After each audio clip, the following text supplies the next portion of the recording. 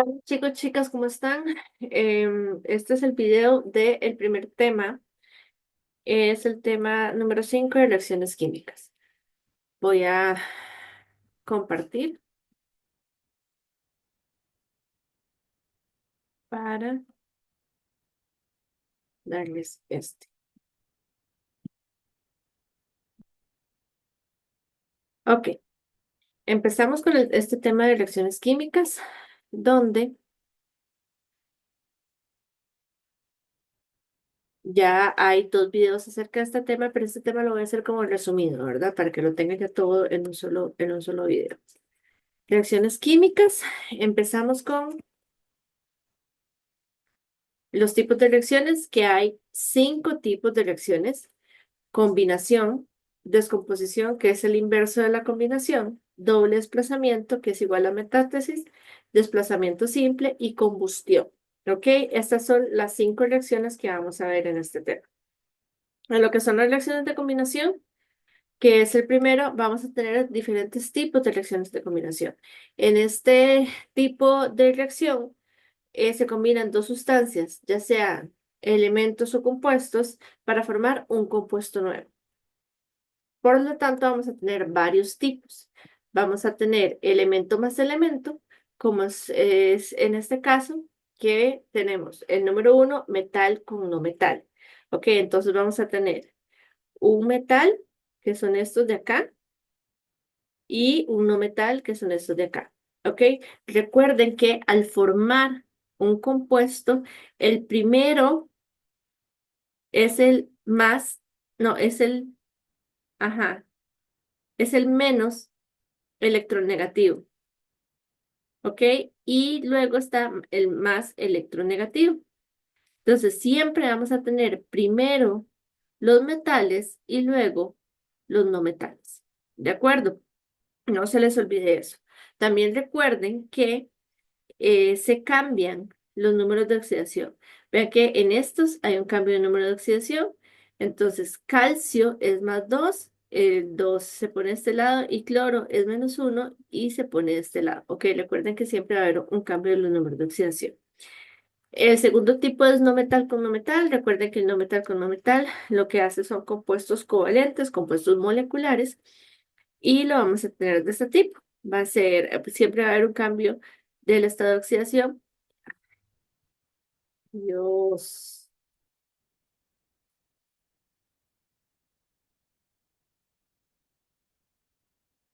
Ok, siempre va a haber un cambio en el estado de oxidación, como aquí dice.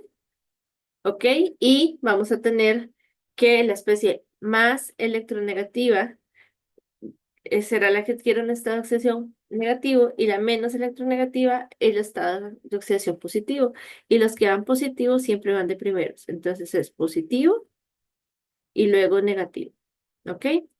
Estaba viendo que me salté esta. Em, para todos los compuestos químicos, la reacción, esto lo vemos en este tema y esto lo vemos en el tema 6. ¿Ok? Ustedes tienen que tener muy en cuenta esto, que vamos a tener subíndices, que son estos. Recuerden que también vimos en el siguiente tema que los subíndices no se mueven, digamos. Uno no puede agregar un subíndice a conveniencia, lo que uno quiera. Para balancear las ecuaciones, lo que agregamos son los coeficientes, que son los números que están antes de cada compuesto. Tenemos que sólido, líquido, que son los estados de agregación. ¿Ok? Entonces siempre tener en cuenta los estados de agregación, siempre tener en cuenta los coeficientes de la reacción, siempre tener en cuenta cuáles son los subíndices y que estos no cambien. La rayita, que es lo que nos cambia, digamos, de los reactivos, se produce productos. Entonces esa rayita es la que eh, nos indica cuál es la reacción, y los demás elementos, que es luz ultravioleta, energía eléctrica, se evaporó, se precipitó, calor, todo eso también lo tenemos que tener en cuenta. Vean que lo estamos viendo en este tema y en el otro tema también se menciona. ¿Ok? Ahora bien, ya volvemos con las reacciones de combinación. Tenemos reacciones de combinación también que sea compuesto más elemento, compuesto más compuesto. y de compuesto más compuesto hay otros tipos. Entonces, de compuesto más elemento, que son estas que están acá, hay un cambio en el estado de oxidación y vean que cuando es compuesto más elemento, este elemento tiene que estar en el compuesto, ¿ok? Para que se forme solamente un compuesto. ¿De acuerdo? Porque si no, sería una reacción de desplazamiento simple. Entonces aquí nos dice qué ocurre cuando la especie menos electronegativa del compuesto posee varios estados de oxidación. En este caso, vean que el hierro pasa de +2 a +3 y aquí el carbón pasa de +2 a +4. Entonces, este de aquí tiene varios estados de oxidación y su estado de oxidación puede ir aumentando para los nuevos compuestos. Entonces, vean que aquí, primero, el elemento que estamos agregando tiene que estar acá y segundo, este chico que está acá tiene que tener varios estados de oxidación para poder aumentar ese estado de oxidación con el nuevo compuesto. ¿De acuerdo? Tenemos que ver esas cosas. Luego, con compuesto más compuesto, nos dicen que hay tres tipos. Óxido metálico más agua, que son estos que están acá. En estos no cambia el estado de oxidación. Y tenemos que los óxidos metálicos más agua nos van a dar hidróxidos. ¿Ok? Entonces, óxido metálico, que quiere decir un compuesto que va a venir un metal más oxígeno y a este le vamos a agregar agua y nos va a formar hidróxidos. Luego, el otro es óxido no metálico y agua, que nos va a formar hidroxiácidos, perdón. Entonces, acá vamos a tener que, por ejemplo, esto es un ion poliatómico y nos va a dar un ácido. ¿Ok? Entonces hay que tener en cuenta esto. ¿Cómo vamos a saber esto? ¿Qué se forma, qué no se forma? Solo con la práctica. ¿Ok? Y el otro tipo de compuesto más compuesto es óxido metálico y óxido no metálico, que son los que nos dan las sales ternarias. Vean que aquí nos dicen sales ternarias. ¿Ok? Entonces vean que son óxidos. Los dos compuestos tienen oxígeno, véanlo acá, para que nos dé la sal ternaria. O sea, igual que en el anterior, el oxígeno se repite en este caso. En el anterior, que es el compuesto más elemento, en estos también se repite el oxígeno, pero la idea es que uno se tiene que repetir para que nada más se dé el cambio de estado de oxidación y que se forme solamente un compuesto. ¿De acuerdo? Aquí es igual. El oxígeno se repite para formar solo un compuesto, que en este caso sería una sal ternaria. Eso serían todo lo que son reacciones de composición. Las reacciones de descomposición son las mismas que las anteriores, pero al revés. ¿Ok? Ahí estamos formando algo, aquí estamos descomponiendo algo. Y se clasifica básicamente igual. Vamos a tener compuesto. La primera clasificación es compuesto, que va a dar elemento más elemento. ¿Ok? Que serían estos de acá. Vean que hay cambios en el estado de oxidación. Por ejemplo, aquí el cobre. Aquí el cobre es +2 y pasa a cobre 0. em, y este es un cambio de oxidación importante. Ok, aquí el hidrógeno es +1, aquí el oxígeno es -2 y aquí pasan a 0 los dos. Ven, entonces sí hay un cambio del estado de oxidación.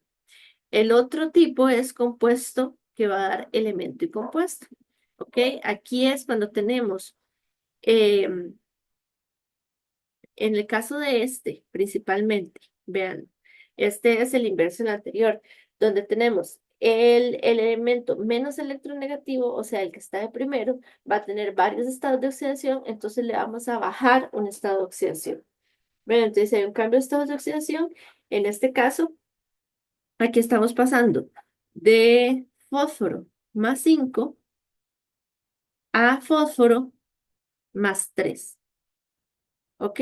Entonces, en este caso es cuando tenemos ese que tiene varios estados de oxidación, entonces va a bajar al estado de oxidación más próximo o depende de la reacción, así va a bajar el estado de oxidación. ¿Ok? Ese sería un elemento y compuesto. Y en el último que tenemos que un compuesto se separa en compuesto y compuesto, este ocurre al deshidratar oxiácidos y las bases respectivas. Ok, entonces, ¿qué es deshidratar? Que vamos a separarlo y que vamos a tener agua, ok, que les vamos a quitar el agua, le vamos a sacar el agua. En este caso, ninguna de las especies tiene un cambio de estado de oxidación. Ok, entonces acá no hay cambios en los estados de oxidación. Y vean que los primeros dos está saliendo agua y en el tercero hay es CO2 lo que se desprende. ¿Ok? Entonces acá veamos que básicamente lo que se va a desprender es CO2 o agua. ¿De acuerdo? Para tener que un compuesto se va a separar en compuesto y compuesto. Ok, esas son las reacciones de combinación y de descomposición, que una es la inversa que la otra. Ahora vamos a ver las reacciones de desplazamiento. Las reacciones de desplazamiento simple se rigen por la serie de actividad de los metales. Ok, esta serie de actividad de los metales yo se las voy a poner en el examen para que ustedes no se la tengan que aprender. Ok, la idea de esta serie de actividad de los metales es que,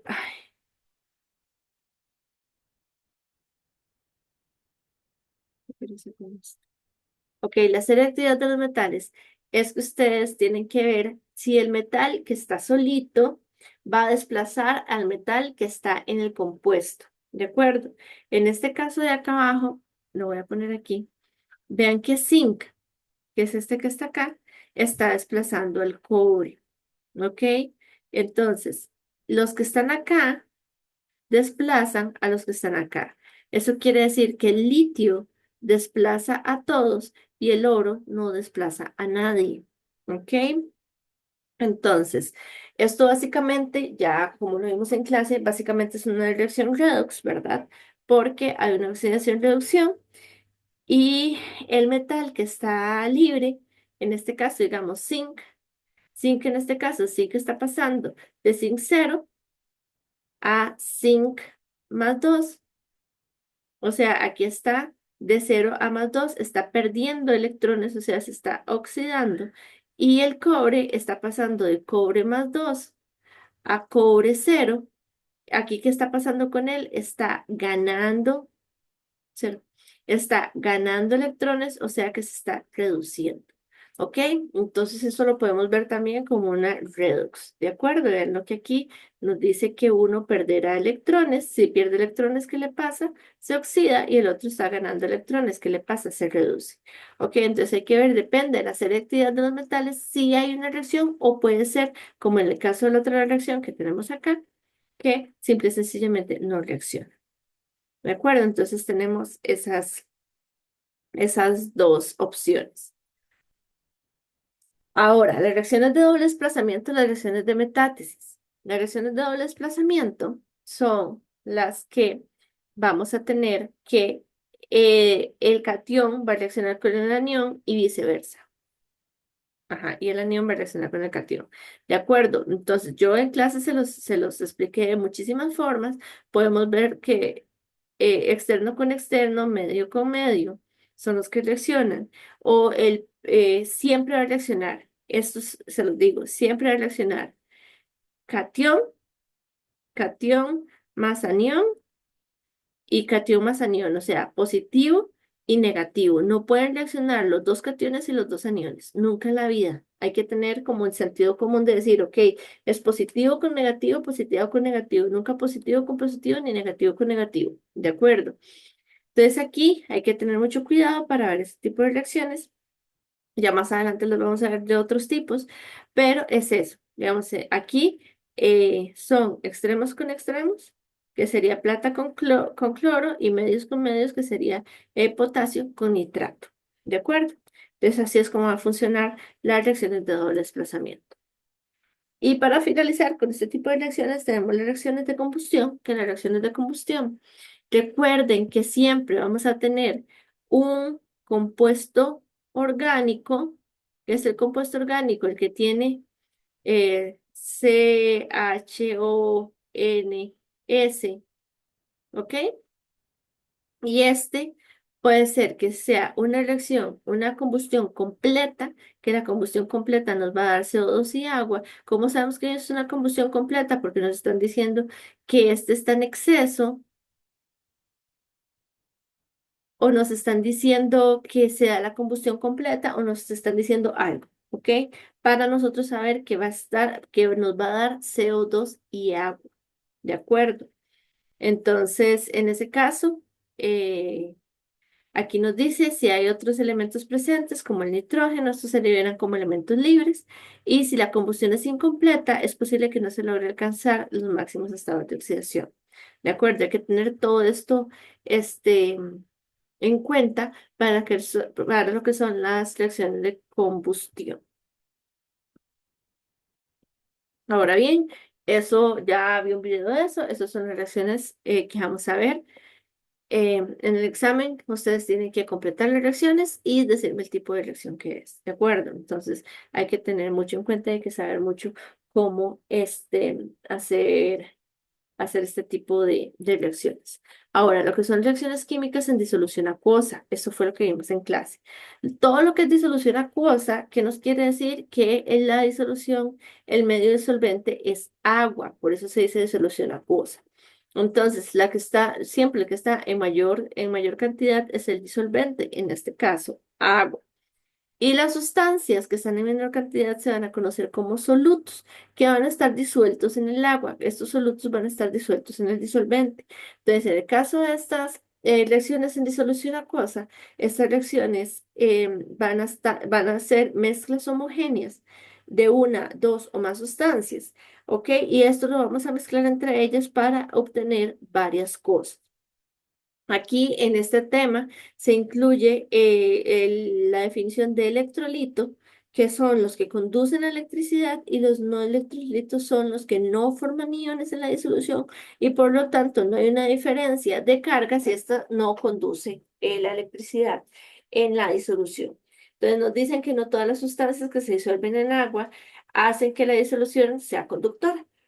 Entonces aquí es donde empezamos a ver lo que son los electrolitos, no electrolitos y electrolitos débiles. Recuerden que esto es como de las partes más importantes de este tema. Acá nos dan otras propiedades generales, que el agua es un disolvente muy efectivo para los compuestos iónicos, o sea, los compuestos iónicos se disuelven muy fácilmente en el agua. La solvatación, recuerdan que yo les expliqué la solvatación en clase, de cómo se acomodaba el agua con respecto a los iones. Ok, que el agua se acomodaba con los iones negativos, su parte parcialmente positiva, y con los iones positivos, su parte parcialmente negativa. Eso lo vimos en clase. Ok, por esto que dice, debido a que los iones y sus corazas de moléculas de agua que los rodean pueden moverse libremente y los iones no se van a volver a unir por estas corazas de agua que tienen alrededor. Entonces, cuando un compuesto molecular, vean, un compuesto molecular se disuelve en agua, en la disolución, las moléculas quedan intactas. A ellas no les pasa nada. Entonces, ellos lo que se van a hacer es dispersar en la disolución y no van a generar iones, no se van a separar, no nada de esto. Entonces las moléculas, los compuestos moleculares son no electrolitos. Entonces aquí vienen las definiciones que los electrolitos es cuando tenemos una capacidad de conducir electricidad. Los electrolitos fuertes son los que se disocian completamente, ¿se acuerdan de eso? Eso lo explicamos en clase como iones en disolución, entonces los electrolitos fuertes tenemos un 100% de disociación y los electrolitos débiles tenemos que se disocian parcialmente. Entonces, una pequeña fracción, ay, disculpe, una pequeña fracción disociarse, entonces tenemos este equilibrio, ¿ok? Que va a estar eh, el electrolito como molécula y el electrolito disociado. Entonces, a eso se le llaman electrolitos débiles. Cuando vayamos a ácido base, ahí vamos a ver estos términos. ¿Ok? Entonces, es lo que les estoy diciendo. El HCl, este niño que está aquí, es un electrolito fuerte. Entonces tenemos un 100% de separación. Vean que la flecha solo está para allá. ¿Ok? Entonces sabemos que el HCl es un electrolito fuerte. Recuerden que los electrolitos fuertes serían las sales iónicas, los ácidos y las bases fuertes, que tenemos un 100% de disociación, que eso lo vamos a ver en ácido base, ¿ok? Y en el caso del ácido acético, él es un electrolito débil, porque ya que es un ácido débil. Entonces tenemos que, en este caso, va a estar una parte en fórmula molecular, una parte en ion acetato y una parte en ion hidrógeno, ¿ok? Entonces hay que ver estas dos diferencias. Aquí está la lista de electrolitos fuertes y electrolitos débiles, son algunos que nos trae el libro. Sabemos que los electrolitos son sustancias que conducen la electricidad. Los electrolitos fuertes, como les dije ahora, más adelante lo vamos a ver igual, que son las sales iónicas, los ácidos y las bases fuertes. Los electrolitos débiles son los ácidos y bases débiles, y los no electrolitos generalmente son, vean acá, que es etanol, sacarosa. Esto es un tipo de azúcar, todos son compuestos moleculares, ¿ok? A mí me preguntaron qué dicen todo lo demás, qué es todo lo demás. Todos los demás son compuestos moleculares, ¿de acuerdo? Que esos son los no electrolitos. Aquí vienen otra vez las definiciones de electrolito fuerte, débil y no electrolito. Y esta parte que es muy, muy, muy importante, que usted la tiene que tener muy clara, que es la diferencia entre disociación y ionización. ¿Ok? La diferencia entre disociación y ionización la tenemos que tener bastante clara porque es algo muy importante en lo que son esta parte de electrolitos. Entonces, la disociación es cuando un compuesto iónico, vean que dice aquí, un compuesto iónico se disuelve en un disolvente. Recuerden que los compuestos iónicos son redes tridimensionales. Entonces, ellos están unidos por por electrostática, no están unidos por un enlace como tal, como por ejemplo el cloruro de sodio, tenemos nada más y Cl menos, ¿ok? Ellos están unidos por sus diferencias de carga. Entonces, cuando ellos se agregan en el agua, simplemente esa carga, digamos, hace que ellos se pueden separar muy fácilmente. Y ellos conducen muy fácilmente la electricidad. ¿Ok? Entonces, la ionización es cuando tenemos sustancias moleculares neutras. ¿Qué es una sustancia molecular neutra? Como por ejemplo el HCl. El HCl sí cuenta con un enlace. ¿Ok? El NaOH. La OH sí cuenta con un enlace.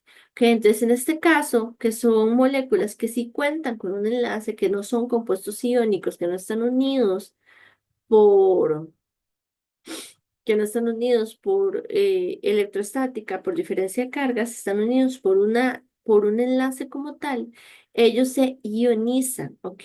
La ionización es fundamental para entender los procesos como la formación de soluciones de ácidos y bases. Entonces, generalmente los que se ionizan son los ácidos y bases, que estamos diciendo que los electrolitos fuertes son las sales iónicas, que son las que se disocian, y los ácidos y bases fuertes, que son los que se ionizan.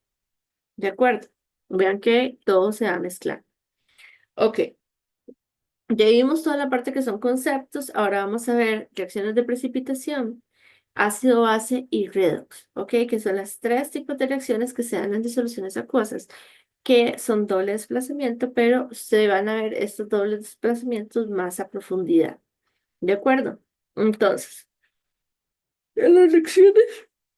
En las reacciones de precipitación, lo que tenemos es que al hacer la combinación, como por ejemplo se ve en esta imagen, estamos haciendo la combinación de las dos disoluciones, se da la formación o se produce un producto insoluble, ¿de acuerdo? Entonces esas reacciones se conocen como reacciones de precipitación, porque hay algo, en este caso, que precipita, ¿de acuerdo?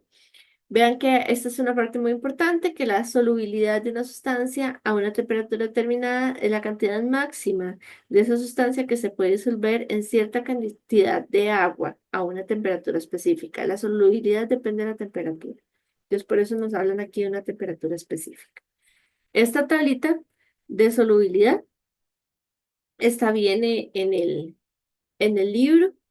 Entonces aquí podemos ver que eh, el nitrato, el acetato y el perclorato todos son solubles. En el caso de los halógenos, que son estos tres, son solubles, excepto plata, mercurio y plomo. Y en el caso de el sulfato, es estroncio, bario, mercurio, plomo, aquí faltó plata. ¿Ok? Aquí faltó plata. ¿De acuerdo? Y en los compuestos insolubles, el sulfuro, los carbonatos, los fosfatos y los hidróxidos son insolubles, excepto los que son de amonio, los que son de metales alcalinos y en el caso del sulfuro y del hidróxido, los que son de calcio, estroncio y bario.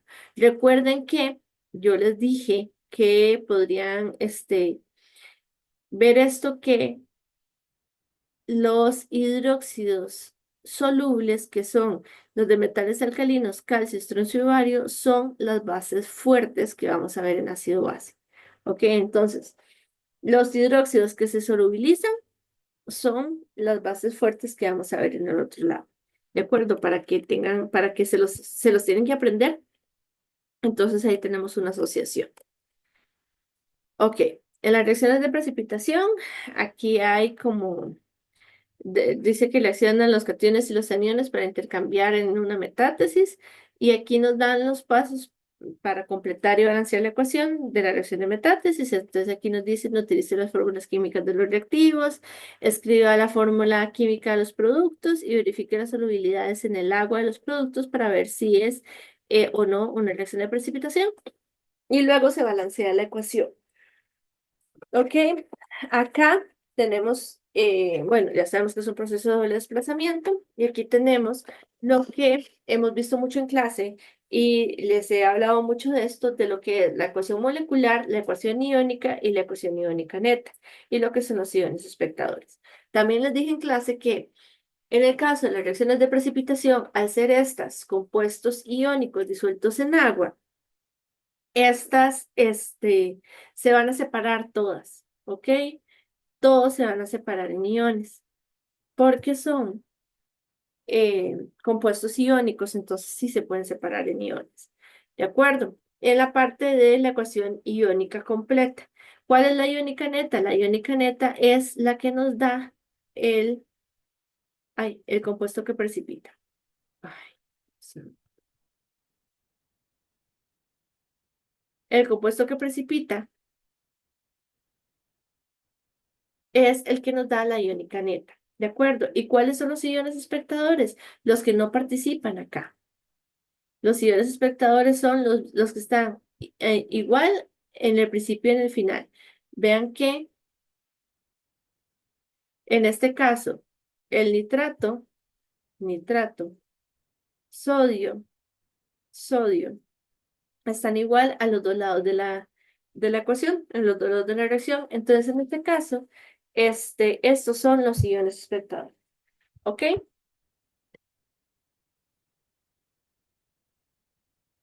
Aquí tenemos otra tablita que nos habla de las reglas de solubilidad, de qué es soluble y qué es insoluble. Es exactamente la misma que la que tomé del libro, pero esto es como diferente, digamos, como en prosa. Pero es exactamente lo mismo. Aquí nos explica lo que es la ecuación molecular, la ecuación iónica neta y los iones espectadores la ecuación iónica completa. ¿Ok? Entonces nos dicen que al escribir las ecuaciones químicas para la reacción de una disolución acuosa es útil indicar si las sustancias disueltas están presentes como iones o como moléculas. ¿Ok? Aquí nosotros tenemos que aprender y tenemos que saber separarlos. Entonces, primero vamos a colocar la ecuación molecular, que es a donde ponemos qué es qué. La iónica completa es a donde separamos los iones y donde mostramos los iones. Y vean que aquí dice que los que separamos son todos los electrolitos fuertes solubles. ¿Ok? Ahí es donde los separamos. Entonces, solo vamos a separar en iones los electrolitos fuertes solubles. ¿Esto qué quiere decir? Que solo vamos a separar ácidos fuertes, bases fuertes y sales iónicas. El único que vamos a separar en la iónica completa. Luego, la ecuación iónica neta es a donde se omiten los iones espectadores. ¿Cuáles son los iones espectadores? Los que están igual al principio y al final, y ahí ya tenemos la iónica neta.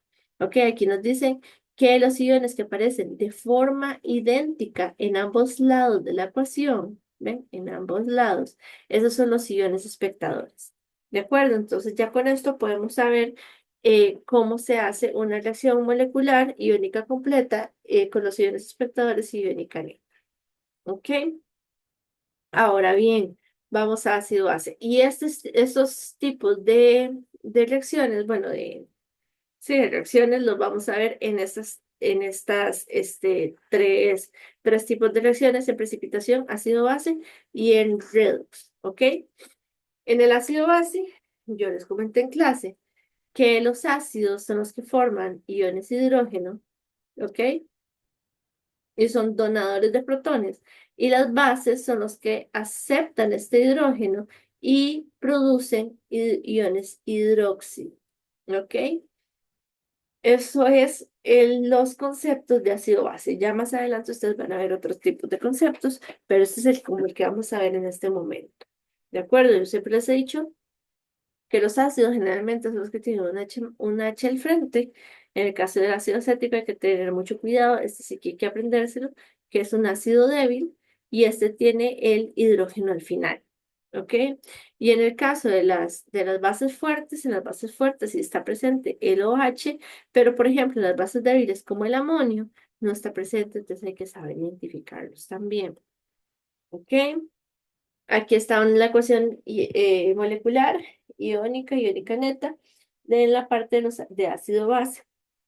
Recuerden que esto se los dije en clase también. Si tenemos un ácido y una base fuerte, que eso quiere decir que son los electrolitos fuertes, todos se separan en iones, ¿ok? Esto del principio principalmente. La ecuación iónica neta, en el caso de que tengamos un ácido y una base fuerte, es la formación del agua. ¿Ok? Eso es. Pero en el caso de que tengamos un ácido débil o una base débil, acá estos débiles no los podemos separar en iones, entonces estos se quedan como moleculares. Entonces, en la ecuación iónica neta, que es igual en la formación de agua, en este caso, este va a estar como una molécula, entonces hay que poner el, el anión, el ión de eso que está ahí, que no podemos separar. Recuerden que la materia no se crea ni se destruye, solo se transforma, entonces todo lo que está de un lado de la reacción tiene que estar igual al otro lado de la reacción. Ok, no nos podemos nada más decir que ya, que esa reacción, no, hay que tomarlo en cuenta. Así que hay que tener mucho cuidado. Ok, aquí está la lista, los ácidos y bases fuertes. Eh, Todo lo demás sería débil, por eso se los dije, apréndanselo. Las bases fuertes son los hidróxidos solubles, ¿ok? Son los hidróxidos solubles, que sería grupo 1A y del 2A sería calcio, estroncio y bario, ¿ok?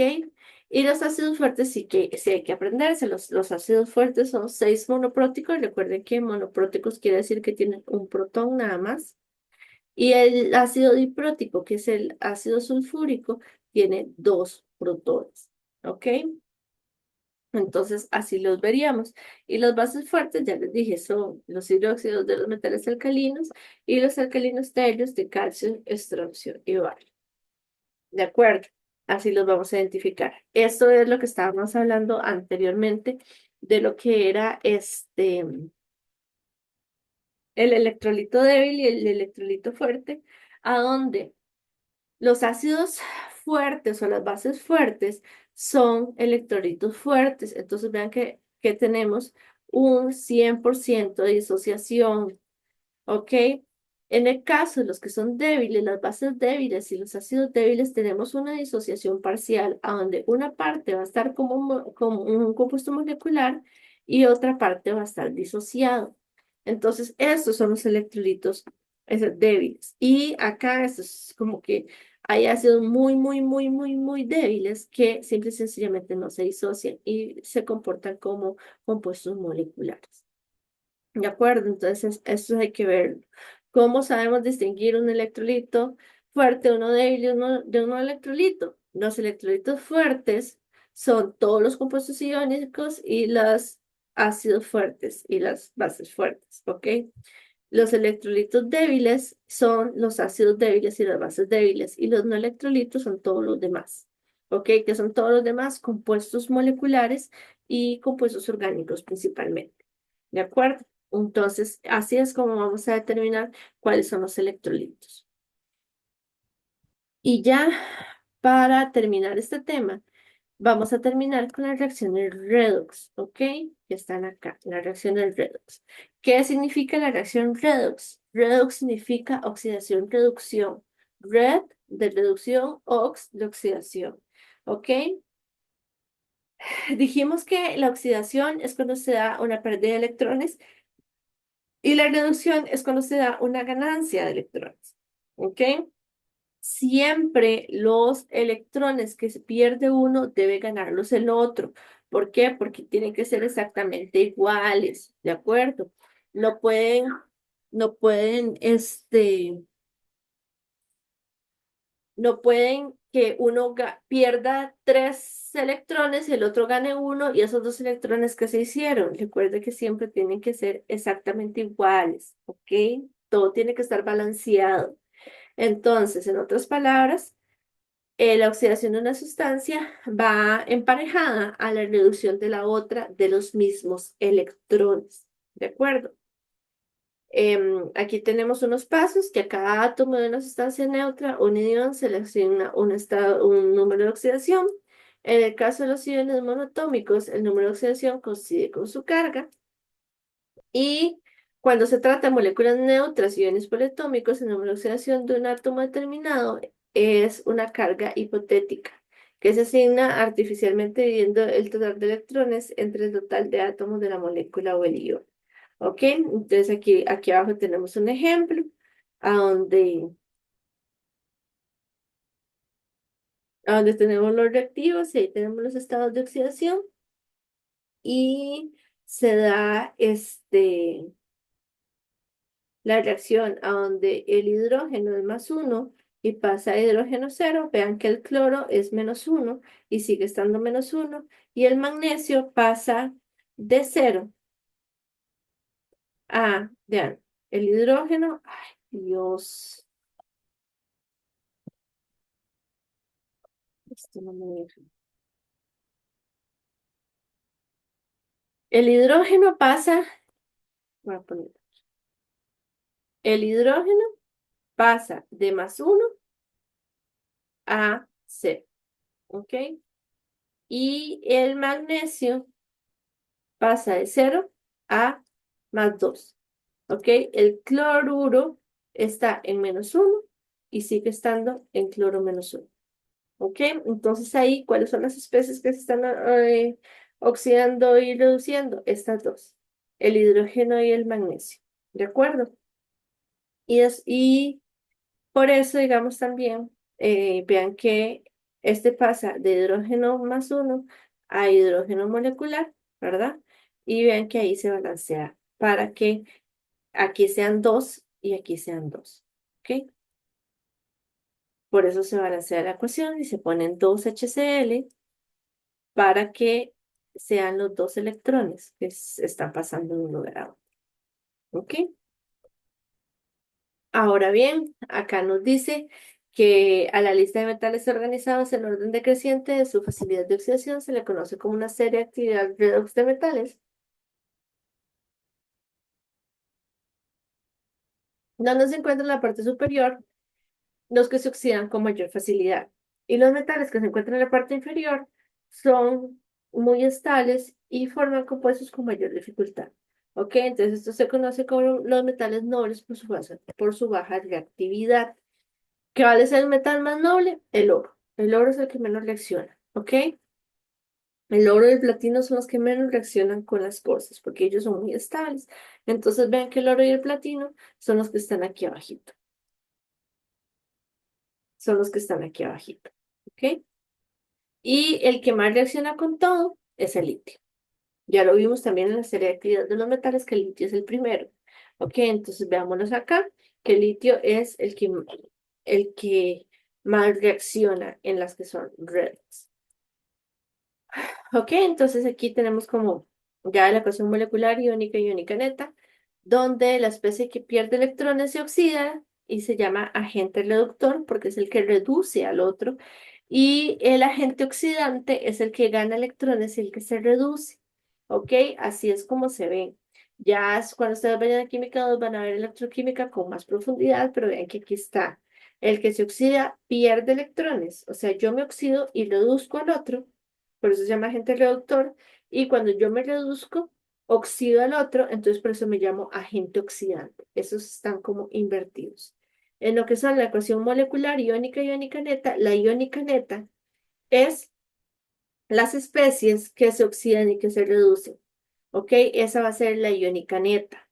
Entonces, en este caso, vamos a poner el zinc, que aquí está pasando de zinc 0 a zinc más 2. Y aquí el cobre está pasando de cobre más 2 a cobre 0. Entonces la iónica neta es poner las especies que se oxidan y se reducen. Ok, vean que una gana 2 y la otra pierde 2, entonces todo bien. Ok, y en este caso, ¿cuáles serían los iones espectadores? Los iones espectadores serían los otros. En este caso, el ion espectador es el sulfato. Ok, que quedó aquí. ¿De acuerdo? Entonces así son las reacciones redox. Y por último, que también hicimos unos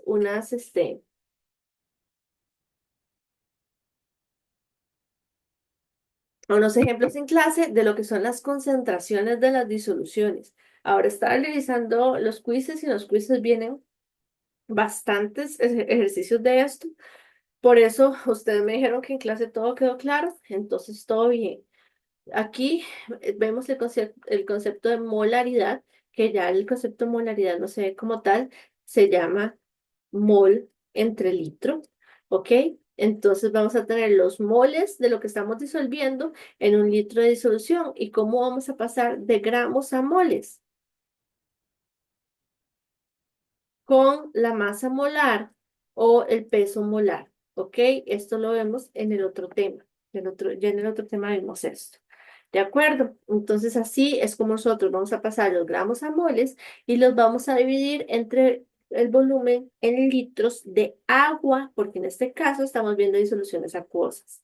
¿Ok? Entonces sería los litros de agua. ¿Ok? Y vean que son litros. ¿Ok? Hay que tener mucho cuidado de no irnos en lo que sean mililitros. Y en este caso también vimos la dilución de sustancias. Cuando hacemos una sustancia madre, como acá que nos explican que tenemos una sustancia madre de un mol por litro, se toman 25 mililitros, o sea, concentración, un mol por litro. Volumen, se está tomando 25 mililitros. En este caso se está agregando en un matraz de 250, ¿ok? Esto sería 250 mililitros. Y acá vamos a despejar C para ver la concentración nueva que tenemos. Entonces sería concentración 1, volumen 1, entre volumen 2 es igual a concentración 2. ¿Ok? Y ahí podemos averiguar qué concentración nos está dando esta dilución. Siempre, chiquillos, se los digo, por favor, siempre las diluciones van a tener menor concentración. ¿De acuerdo? Entonces, la madre va a estar más concentrada y lo que estamos nosotros es diluyendo, o sea, llevando a una concentración menor esta otra. Y aquí se ve en las fotos, que se ve más clarita, ¿ok? Se ve más diluida, ¿de acuerdo? Entonces, tener mucho cuidado con eso. Aquí hay unos ejercicios, que estos ejercicios los vamos a hacer en clase antes del examen. No sé si cuando termine el tema 6 nos devolvemos al tema 5 y hacemos una por una de estas que están acá. Y aquí se termina este tema. Ok, entonces aquí ya tienen toda la parte de la presentación del tema 5. Ahora voy a hacer la del tema 6.